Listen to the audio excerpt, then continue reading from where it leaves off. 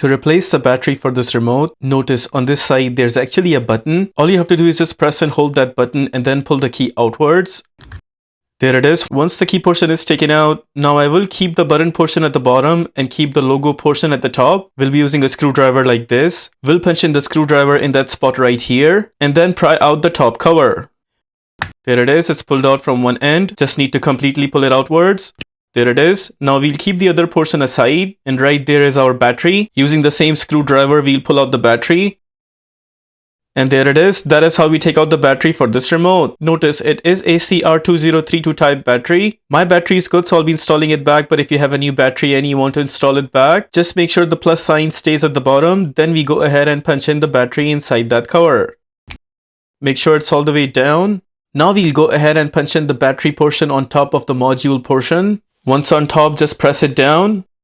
Also press it down from the other side. Once both sides are completely in, now we'll go ahead and punch in the key.